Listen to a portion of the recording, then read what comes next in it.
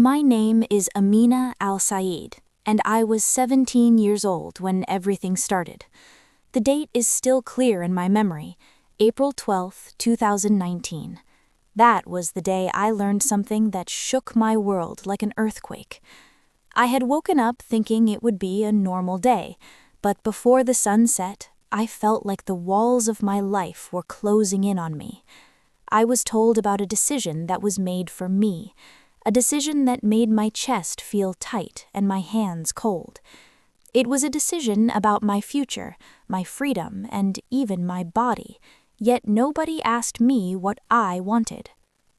I was born into a respected royal family in Saudi Arabia. People on the outside thought I lived a dream life. They imagined gold decorations, expensive clothes, soft carpets, and a lifestyle without worries. They imagined the kind of life shown in movies.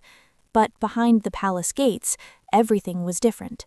The rules were strict, the expectations heavy, and every step I took was watched. My father was powerful, and people around him treated his words like commands. He did not need to yell. The weight of his silence was enough to make everyone obey.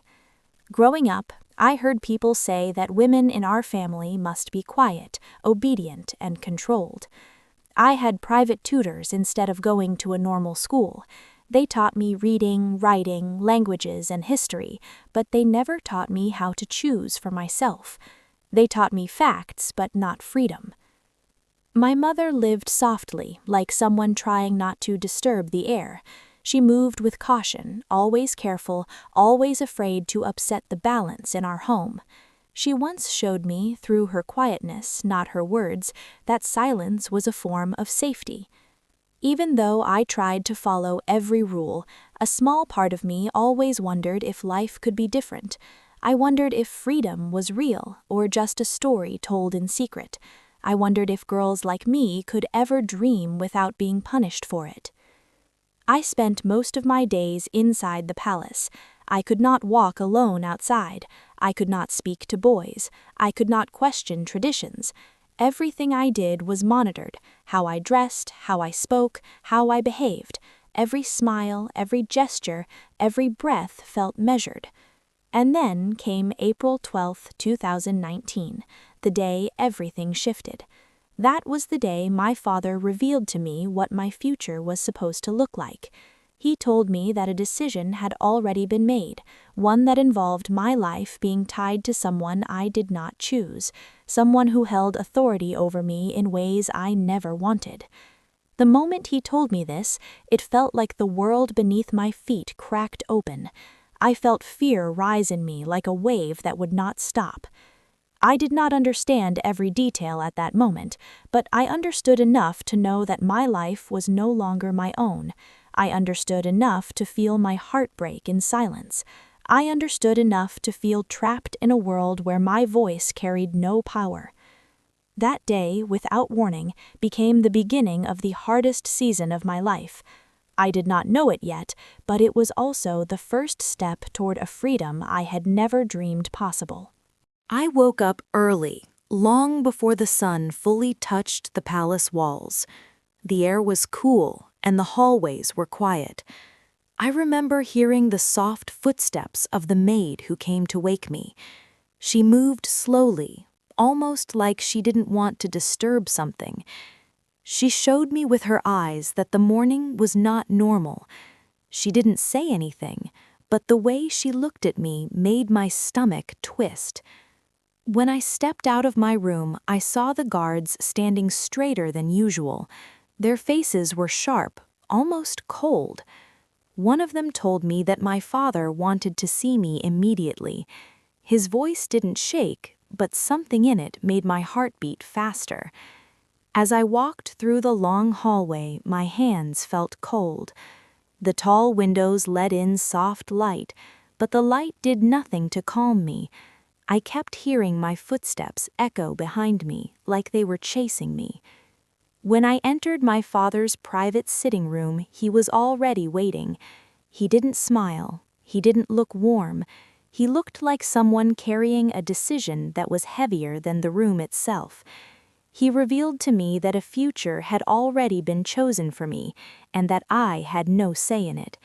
He told me that my life was already planned, and that the plan involved someone I did not choose, someone I never imagined being connected to in any way. I remember standing there, feeling my legs weaken. The words he said didn't come gently. They came like stones hitting me one after another. I felt trapped, like the room was shrinking around me. I wanted to run, but my feet felt glued to the floor. That moment changed me. I felt fear in a way I had never felt before, deep, quiet, and heavy. Not the kind of fear that makes you scream, but the kind that steals your voice. When I left the hallway looked different. It was the same place I had walked all my life, but now it felt like a cage. Every window, every door, every shadow felt like it was watching me. I tried to breathe slowly so I wouldn't cry, but my chest hurt. My mind was full of questions I was too afraid to ask.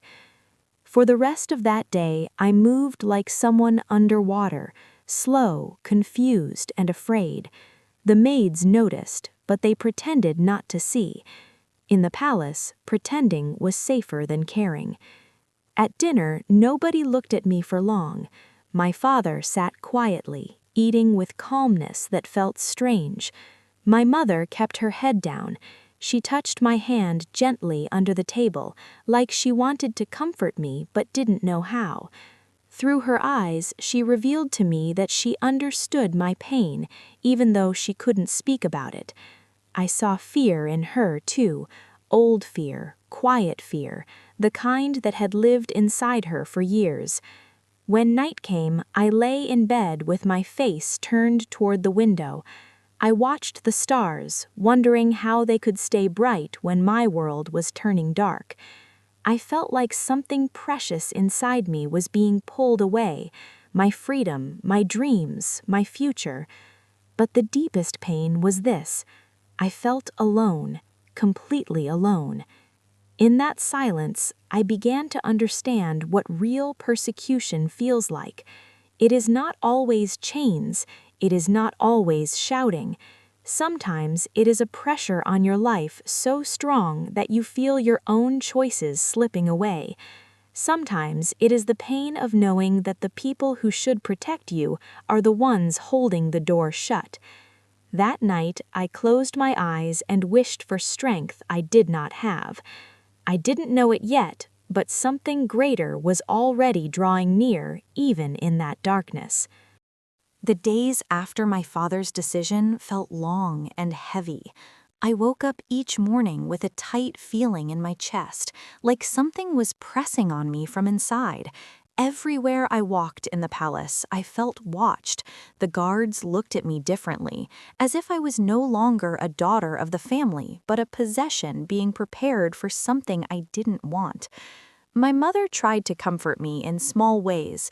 She slipped warm tea into my hands. She touched my shoulder softly, and once she revealed to me through her eyes that she wished she could change everything, but she couldn't.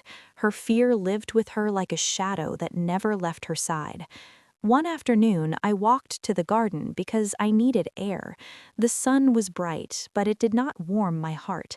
I sat under a large date palm tree and listened to the wind brushing the leaves. Even the wind sounded sad to me. While I sat there, one of the younger maids came close. She had always been kind to me. She knelt beside me and told me that she had heard whispers from the older workers, whispers about what my future was supposed to look like. She showed me concern in her eyes, the kind that made my throat tighten. She told me she wished she could help, but she was too afraid. Everyone was afraid. Fear had become the main language of the palace. Days passed, and the pressure grew stronger. The people around me acted like I was already gone, like I was being pushed into a life where my thoughts didn't matter. My father sent servants to check on me more often. They said he wanted to make sure I behaved correctly. Every time they came, I felt like another piece of my freedom was disappearing. One evening, I was sitting alone in my room when something unusual happened. A maid I barely knew walked in quietly. She moved carefully, as if she feared being seen. She told me she wanted to show me something important. She reached into her pocket and took out a small device, an old phone she had kept hidden. She revealed to me that she had once worked in another country, where she met people who shared stories about faith and hope. She had saved videos and recordings. She said something inside her pushed her to share them with me, even if it was dangerous for both of us. My hands shook when she placed the phone on my bed. She told me to listen carefully and return it the next day. Then she left as quickly as she came. For a moment, I just stared at the small device. My heart beat fast. I knew that if anyone found it with me, I could be punished, maybe even locked away. But a small voice inside me whispered that I needed to listen. When I pressed play, I heard voices speaking about peace, kindness, and a love so deep that it reached people who felt lost. I didn't know much about Jesus at the time. I only knew faint things from stories I once overheard from workers visiting our home. But something in the way they spoke about him touched a place in me that had been hurting for a long time. As I listened, I felt a warmth forming in my chest. Not a strong fire, just a little spark. But even a small spark can be powerful when someone has been living in darkness. That night, I held the phone close to my chest. For the first time in weeks, tears rolled down my face, not from fear, but from something that felt almost like hope. A hope that maybe I was not completely alone. A hope that someone, somewhere, cared about my pain. But hope did not stop the persecution that grew around me. The next morning, my father ordered that I stay inside my room for most of the day. He said he needed to make sure I was prepared. That word made me feel sick. He assigned new guards who followed me even inside the house. They watched me like I might run at any moment. Every step I took felt heavier. Every breath felt controlled. Every thought felt dangerous. But even as fear tried to crush me, the small spark inside me refused to die. I didn't know it yet, but what began that night, the tiny spark of hope, was going to grow even in the middle of persecution. It was going to become the only strength I had left. And soon, everything around me was going to change. After the maids secretly shared those messages of hope with me, my life inside the palace became harder. I noticed the guards watching me closer than before. They checked my room more often. They asked questions with sharp eyes, as if they believed I was hiding something. Every day felt like walking on a thin line that could break under my feet at any moment. One evening, I was sitting by my window, trying to calm my mind. The sky outside was dark, and the wind pushed against the glass like it wanted to warn me. My heart felt heavy because I knew my father was planning to move things forward. He had told me earlier that preparations for my future were almost complete. The way he said it made my heart tremble inside my chest. I tried to sleep, but sleep refused to come. My thoughts were loud. My fears were louder. I felt trapped in a life I didn't choose, a life that felt like it was closing around me like a tight rope. I kept whispering inside myself that I needed strength, any strength at all. Hours passed, and then something strange happened. I heard fast footsteps in the hallway, followed by quiet voices. The walls were thick, so I couldn't hear everything, but I heard enough to know something was wrong. One of the guards opened my door without warning. He looked angry, almost like he had been searching for something. He entered my room and checked everything, under the bed, inside the closet, even behind the curtains. Another guard came in and told me that my father wanted to see me immediately. He said it in a way that made my whole body tense. I felt fear run through me like cold water. As I walked through the hallway, my legs felt shaky. Lamps on the walls flickered, making the palace look darker than usual. When I entered my father's sitting room, he was standing instead of sitting, which was unusual. His face looked hard, controlled, and heavy. He revealed to me that he suspected I was being influenced by things from outside our family. He told me he believed I was being rebellious. He told me that I needed to be corrected, shaped, and brought back into full obedience. The words felt like chains wrapping around my heart. He gave orders for me to be restricted even more. He said I would not be allowed to walk freely inside the palace anymore. He said someone would always be near me to make sure I stayed pure and safe. The moment he said that, I felt something inside me break, not loudly, not violently, but quietly, like a glass cracking from the inside. They locked me in my room that night. I remember sitting on the floor, hugging myself tightly because my whole body was shaking. The room felt colder, the walls felt closer, and the silence felt heavier than anything I had ever known. I cried into my sleeve, not loudly, but silently, because I didn't want the guards outside my door to hear me. I felt powerless, small, and buried under the weight of decisions I never made. But in that same moment of deep pain, something happened that I still cannot forget. I remembered the voice I heard on the maid's old phone, the voice that talked about peace, light, love, and rescue. I remembered how it made my heart warm.